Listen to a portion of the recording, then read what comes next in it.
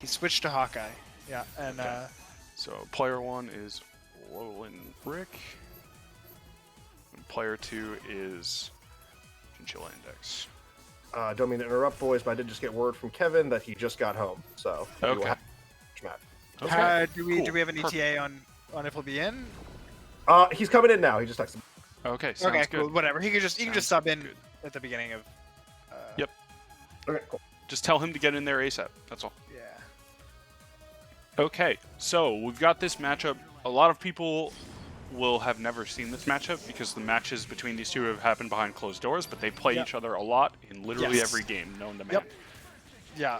I bet that there are a lot of. Oh my God! He's too far from the corner to combo with that, unfortunately. But Yeah. they do have a lot of documented, I think, Smash Ultimate games just from NYU stuff. But okay, raw launch. I know they played a how lot you of really Melty feel. Blood against each other since quarantine started.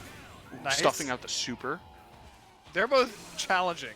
They do not care. That's for sure. They're up close and hitting buttons. And admittedly, this is a very nice change for Rick's game plan. Double medium is going to be weird against Shuma just because of how he's shaped. I wonder if Michael's going to adapt to that and start just doing medium heavy S, or if he's going to keep trying medium medium. We'll see, but that was almost a very, very good punish on the Wesker launch. Good chip here. Oh, not quite enough though. DHC? Or just a random cross up into a DHC. Nice.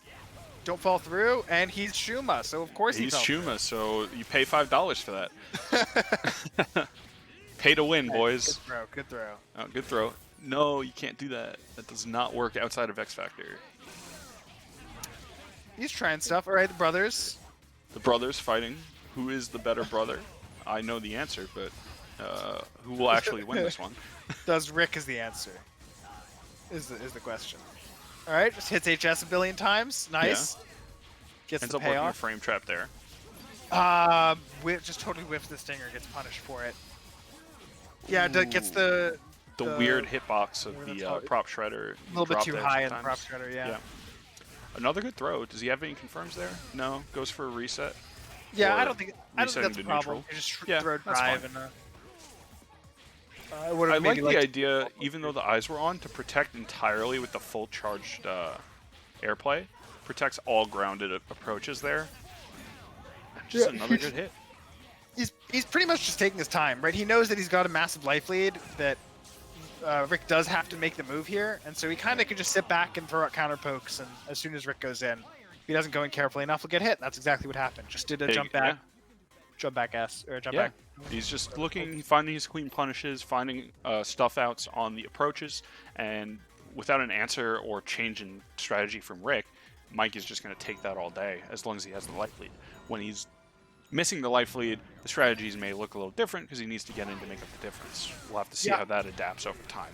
I also wonder how confident he is. I wonder if he'd be willing to play this playstyle even if he's a little bit behind on life, just because he knows that having practiced the amount that he has, that he can maybe come back from small deficits. Obviously, he can't from like a 2-character deficit or something, but. Well, we'll have to see. The boys are once again swinging at each other, but looks like Wesker's going to get the first kill. And They're kind of set just up nicely.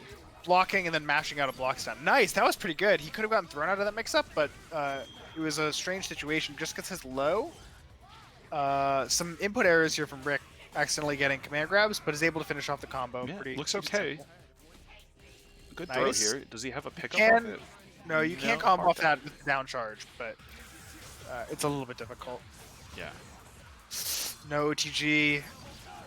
Still no OTG.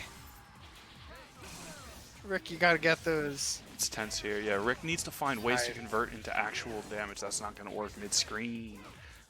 Okay, stand jab crosses up, and This then could be a kill.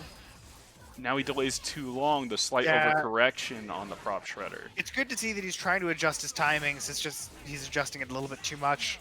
Dante gets punished, but okay, he's Get gonna hit die here. That should kill. Yeah. So let's see the Hawkeye. This is the first time we've seen it on stream. Yeah, his Hawkeye has been doing stuff. It's not quite the most refined Hawkeye he'll ever see, but he's putting a lot of hitboxes out. Well, That's something that we've been telling these players Hawkeye a lot. X Factor gets a lot of hitboxes on screen, as you mentioned, does a lot of chip. A huge And amount of depth. It's probably enough here to just kill with Gimlet. No, Ooh, backdash and dodges it nicely, but I think maybe Super Scatter Shot could have done it, but he wasn't stressed. He had a lot of time to play with, and he knew that even if he did get hit, it would have taken like a really heavily optimized Shuma combo to actually kill him. So yeah. Ultimately, I think there's a lot of variables that have to go in Rick's favor in order for that comeback to happen. And the first of them was living long enough that the X Factor ran out. yeah. I'm not sure I love these grounded heavy Tatsus from Rick. They work when you're near the corner because they're confirmable on hit, but mid screen you just don't get a huge amount out of it. It's not quite enough to convince your opponent to change how they're playing. Yeah, he's not getting a lot of value out of much of anything. Ooh, not getting a lot of value out of much of what he's going for in mid screen. I'm concerned whether or not the combo work has been put in to the same level as the rest of these guys. Yeah, so we saw Michael drop the Wesker medium against Shuma that I was talking about earlier, and then on the next jump he went medium S. So he's clearly trying to adjust the combo a little bit to deal with the body, but I don't know if he's doing it in exactly the right ways. But either way, he was able to get a Shuma kill. Unfortunate cross up there from as a result of bouncing out of Jam Session, but that is what's going to do it. That's going to be another kill, and honestly, I got to say, Mike was very aggressive here and making mix-ups happen everywhere. It's hard to even talk about it because the mix-ups were coming very fast. The teleports with assists behind them were super good. Yeah. And the control that was established in neutral because Rick was being passive like he was in all of his other sets so far. Mike capitalized on that instantly. That's and true. He's I've incorporated mentioned that as a problem. I mentioned it to Rick as something that could come back to bite him by being so passive, and I think that's these two matches were clear cases in being too passive for the game you're playing. I think that's a pretty good point, and Michael has been the thing you said about Michael getting all these good mix-ups. I think that he's incorporated Greyhound really well already into his game plan. It's not that it's the most like complicated assist to incorporate, but it is a change, right? He's been grinding one team for like 2 or 3 weeks now, which is a pretty significant percentage of the time he's been playing Marvel, and he just swapped a character out full sail, and he's already starting to get these Wesker neutral mix-ups into play. So it's good to see all that stuff coming to fruition, and hopefully we can continue to see the development. Yeah, and something I know from him is he's mentioned that he does still love playing Viper, but Viper and Skrull, but with the configuration of the team that he currently had, he felt he needed a switch in order to bolster his game plan. And man, can I tell you, the results speak for themselves. You saw them there. He was fast, he was everywhere, and the mix-ups were potent.